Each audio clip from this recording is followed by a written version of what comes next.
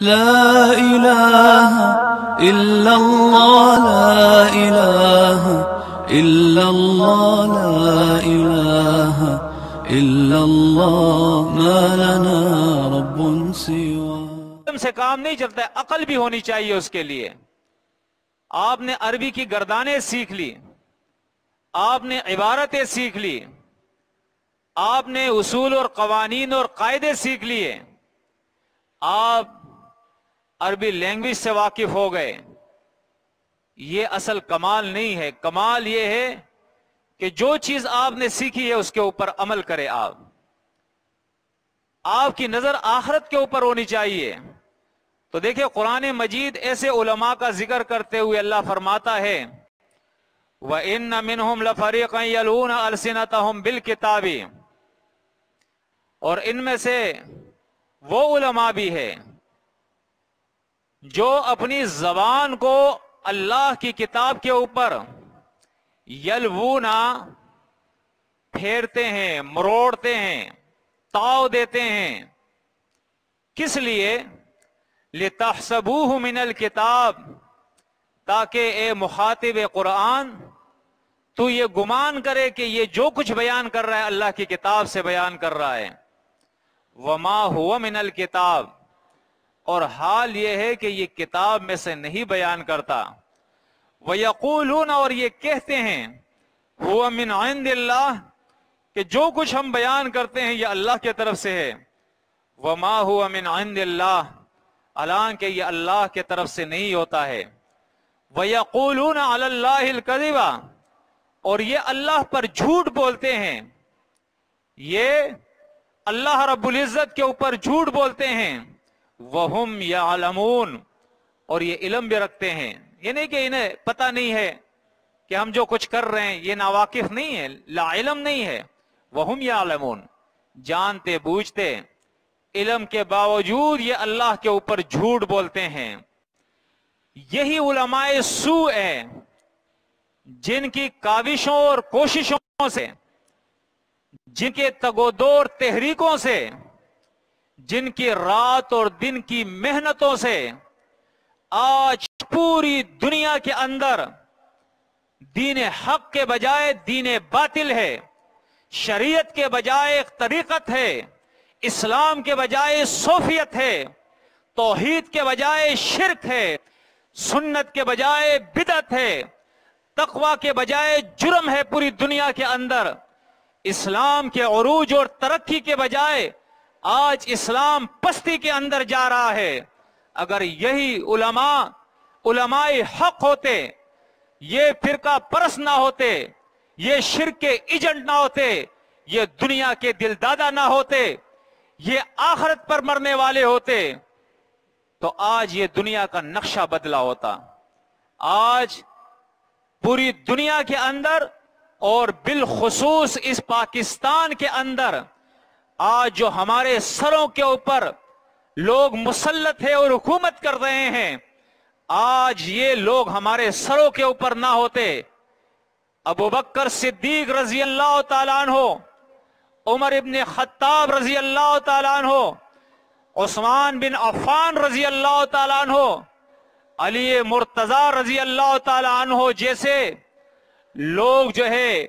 ان کے پیروکار آج ہمارے سروں کے اوپر متقی لوگ جو ہے وہ حکومت کرتے ہیں۔ آج کرپشن نہ ہوتی، آج کرپٹ لوگ ہمارے اوپر نہ ہوتے، آج یہاں ہماری عدالتوں کے اندر فرنگی کا حکومت کی عدالت کے قوانین نہ ہوتے،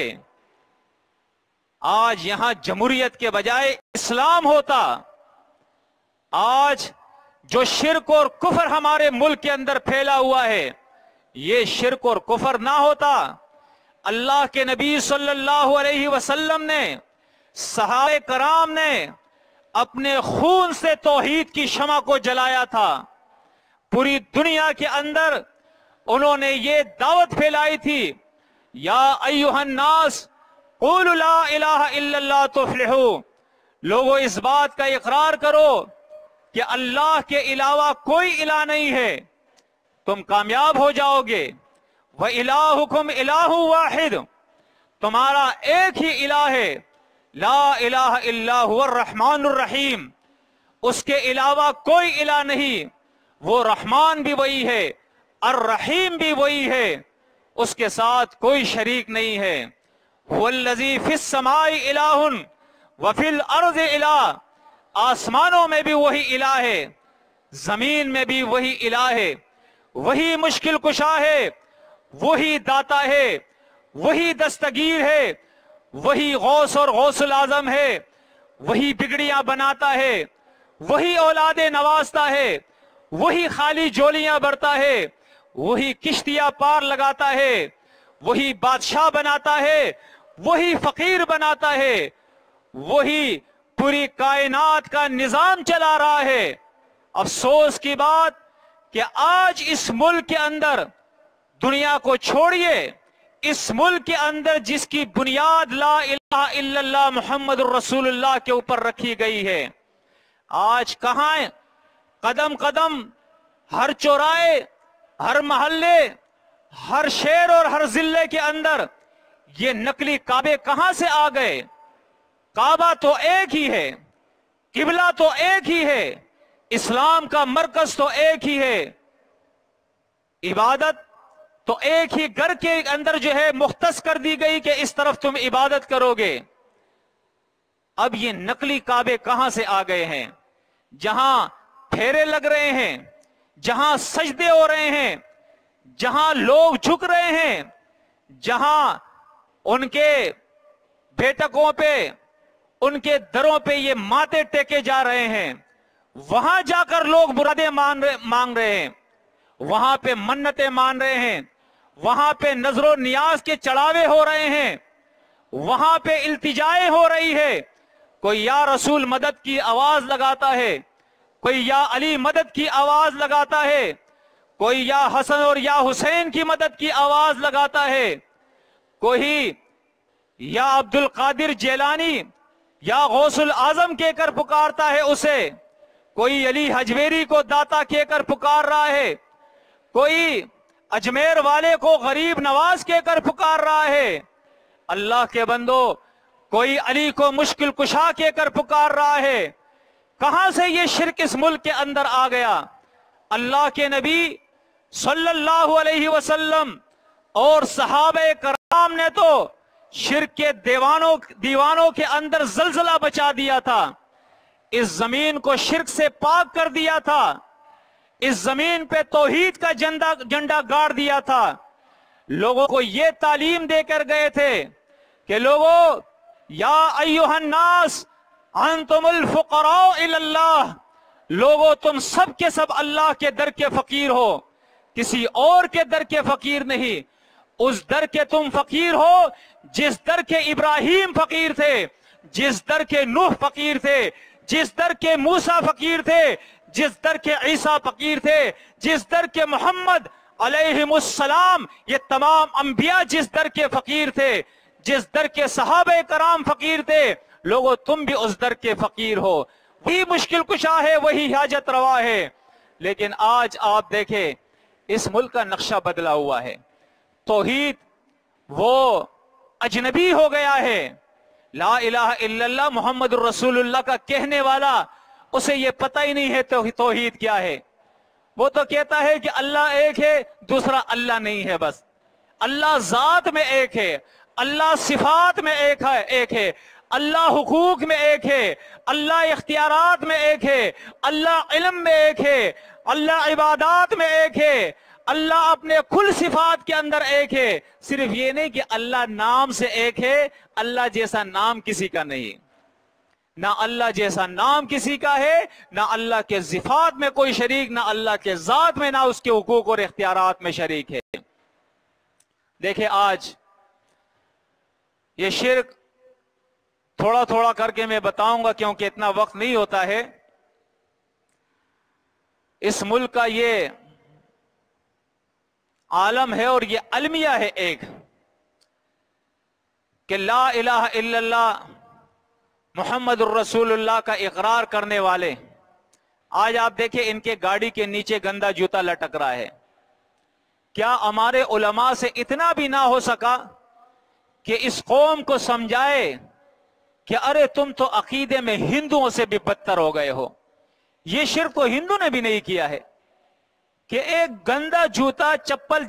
جس کو لوگوں نے کچرے میں ڈال دیا تھا، وہ کچرے سے تم نے اٹھا کے اپنے گاڑی کے نیچے لٹکا دیا ہے، اور یہ عقیدہ رکھا ہے کہ اب نظر لگانے والا میری گاڑی کو نظر نہیں لگا سکے گا، یہ جوتا مجھے بچائے گا. لوبان کی دونیوں پہ عقیدہ، کالے جھنڈے پہ عقیدہ، سیپیوں پہ عقیدہ، منکوں پہ عقیدہ، کھڑوں پہ عقیدہ، چھلوں پہ عقیدہ، گھوڑے کے نال پہ عقیدہ، گائے کے سینگ پہ عقیدہ، لوبان کی دھنیوں پہ عقیدہ. آخر عقیدہ نہیں تو کس چیز پہ عقیدہ نہیں؟ اللہ کو کس طرح تم نے ایک مان لیا ہے؟ اور اس کے بعد یہ نہ رکنے والا سلسلہ، جنات اللہ کے ساتھ شریک، آسمان کے ملائک اللہ کے ساتھ شریک، مردے اللہ کے ساتھ شریک، زندہ پیر فقیر اللہ کے ساتھ شریک، ولی اللہ کے ساتھ شریک، نبی اللہ کے ساتھ شریک، مجذوب اللہ کے ساتھ شریک، کتب اللہ کے ساتھ شریک، اوتاد اللہ کے ساتھ شریک، اوتار اللہ کے ساتھ شریک. کتنے شریک ہیں اللہ کے کہ ان کو بھی اللہ نے دیا ہے، یہ بھی اللہ کے ساتھ شریک ہیں. مشرکین مکہ، آپ قرآن مجید کے اندر ان کا حال دیکھیں، اہل کتاب کا حال دیکھیں. مشرکین مکہ جب وہ داڑیاں بھی رکھتے تھے، وہ نمازیں بھی پڑھتے تھے، وہ رات کو تہجد بھی پڑھتے تھے. آپ علماء سے پوچھئے، اگر آپ کو علم نہیں ہے علماء سے آپ پوچھئے کہ مشرکین مکہ، جن کو آپ اور ہم مشرکین مکہ کہتے ہیں، جو اللہ کے نبی صلی اللہ علیہ وسلم اور صحابہ کرام رضی اللہ تعالی عنہم اجمعین ان کے دشمن تھے، وہ مشرکین مکہ اپنے آپ کو دین ابراہیم کہتے تھے. وہ رات کو اٹھ کر تہجد پڑھتے تھے. ابو جہل جو سب سے بڑا جاہل تھا، دین کا دشمن تھا، اس کے بارے میں آتا ہے کہ اس نے تقریباً 56 حج ادا کیے تھے. الحاج تھا وہ، عمروں کی تو تعداد ہی نہیں ہے اس کی. لیکن آپ دیکھیں کہ جب وہ اس حج کے لیے جاتے تھے یا عمرے کے لیے جاتے تھے اور خانہ کعبہ کا وہ طواف کرتے تھے، تو اس وقت وہی تلبیہ وہ بھی پڑھتے تھے جو تلبیہ ہم پڑھتے ہیں. لبیک اللہم لک لبیک لا شریک لک لبیک ان الحمد والنعمت لک والملک لا شریک لک. کہتے تھے کہ اللہ ہم حاضر ہیں، تیرا کوئی شریک نہیں ہے، تمام تعریفیں تیرے لیے ہے، تمام اختیارات وہ تیرے لیے تیرے پاس ہے، تمام نعمتیں تیرے اختیار میں ہیں، تیرا کوئی شریک نہیں ہے. وہ بھی اقرار کرتے تھے. حدیث میں آتا ہے کہ اللہ کے نبی صلی اللہ علیہ وسلم مشرکین مکہ جب یہ تلبیہ پڑھتے تھے طواف کے دوران، تو آپ صلی اللہ علیہ وسلم جب ان کا تلبیہ یہاں پہنچ جاتا تھا لا شریک لکا، کہ اے اللہ تیرا کوئی شریک نہیں، تو آپ صلی اللہ علیہ وسلم انہیں آواز دیتے تھے قط قط قط، یہیں پہ کھڑے ہو جاؤ، یہیں پہ کھڑے ہو جاؤ، یہیں پہ بس کر لو، آگے مت بڑھو. لیکن وہ آگے بڑھتے تھے، کہتے تھے الا شریکن لگا، اے اللہ الا شریکن، مگر وہ شریک ہے ہوا تملکہ وما ملک، جن کو تو نے اختیار دیا ہے